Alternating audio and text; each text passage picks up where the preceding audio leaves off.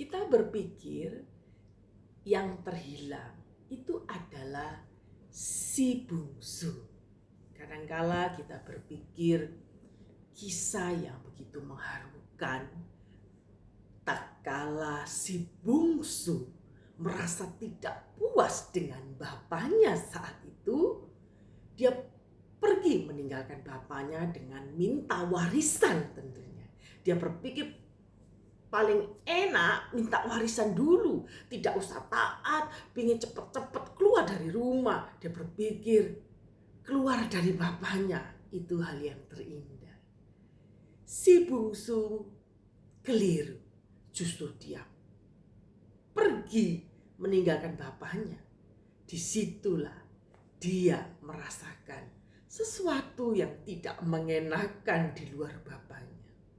Si bungsu menginginkan warisan ceritanya, guys. Jangan skip dulu ya. Si bungsu itu ingin mendapatkan warisan, cepat-cepat minggat dari rumah, tidak memperdulikan bapaknya pada bapaknya masih hidup. Singkat cerita, kita selalu berpikir yang terhilang itu adalah si bungsu saja, bukan? Tetapi jangan salah, guys. Sebenarnya si bungsu dan si sulung sama-sama terhilang. Kita akan baca di dalam Lukas pasal 15 ayat 28. Saya akan bacakan ya. Maka marahlah anak sulung itu dan ia tidak mau masuk. Lalu ayahnya keluar dan berbicara dengan dia. Tetapi ia menjawab, ayahnya katanya, telah bertahun-tahun aku melayani Bapa dan belum pernah aku melanggar perintah Bapa. Tapi kepadaku belum pernah Bapa memberikan seekor anak kambing untuk bersuka cita dengan sahabat-sahabatku. Tapi baru saja datang anak Bapa yang telah memboroskan harta kekayaan Bapa bersama-sama dengan pelacur, maka Bapa menyembelih anak domba tambun itu untuk dia. Bapak, Ibu, saudaraku yang terkasih, anak sulung menginginkan harta warisan. Anak bungsu juga menginginkan harta warisan. Yang mereka inginkan bukan bapaknya.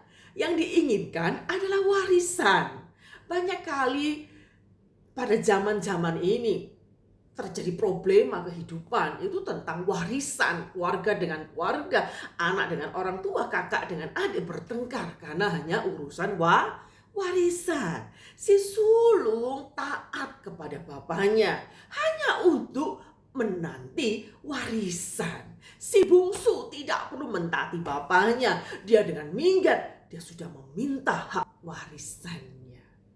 Bapak, Ibu, saudaraku, kira-kira hati kita di hadapan Tuhan itu penampakannya seperti si sulung kah? Atau si bungsu? Si sulung terhilang dalam moralitas dan agama. Si sulung merasa dirinya sudah benar, merasa dirinya sudah taat, tidak perlu bapaknya. Si sulung hanya ingin warisan bapaknya. Tragis bukan? Jangan di skip dulu, guys. Jangan lupa ya, like dan ikuti video saya. Bapak, Ibu, saudaraku yang terhilang, si bungsu dan si sulung sebenarnya. Si sulung ini merasa dirinya sudah melayani pekerjaan Tuhan. Sudah hidup baik. Dia sudah merasa dirinya benar. Bapak, aku sudah bertahun-tahun bekerja untuk Bapak. Tapi Bapak tidak pernah memberikan seekor kambing untuk aku berpesta. Pada saat itu si sulung telah mempermalukan bapaknya saat ada pesta yang terindah saat itu, penyambutan si bungsu yang telah kembali bertobat. Tapi bapaknya dengan sabar, dia datang keluar menemui si sulung. Dia mengatakan, Anakku, engkau selalu bersama-sama dengan aku dan segala kepunyaanku adalah kepunyaanmu. Kita patut bersukacita dan bergembira karena adikmu telah mati dan menjadi hidup kembali. Ia telah hilang dan didapati kembali. Berapa banyak anak Tuhan yang merasa diri ketolong pelayanan. Sudah merasa diri benar dekat-dekat dengan Bapa. Tetapi terhilang dalam ketaatannya. Terhilang di dalam segala legalis yang mereka punya. Mereka beranggapan sudah berdoa kepada Tuhan. Mereka beranggapan sudah memberikan perpuluhan. Mereka sudah beranggapan sudah melayani Tuhan bertahun-tahun. Tetapi di dalam pelayanannya, di dalam segala aktivitas rohaninya, dia terhilang. Ironis bukan? Yang dicari bukan bapaknya. Ada banyak anak Tuhan melayani pekerjaan Tuhan dengan getol, dengan rajin. Hanya untuk diberkati Tuhan. Mencari warisannya. Warisan Bapa memang begitu menggiurkan. Harta benda kekayaan sangat dinanti oleh banyak orang. Tetapi saya mau ingatkan buat kita semuanya hari ini. Carilah Tuhan. Bukan cari berkatnya saja. Carilah yang empunya berkat. Si bungsu terhilang dalam ketidaktaatannya. Si sulung lebih parah. Dia terhilang dalam ketaatannya. Mereka semua bersaing untuk mendapatkan harta warisan.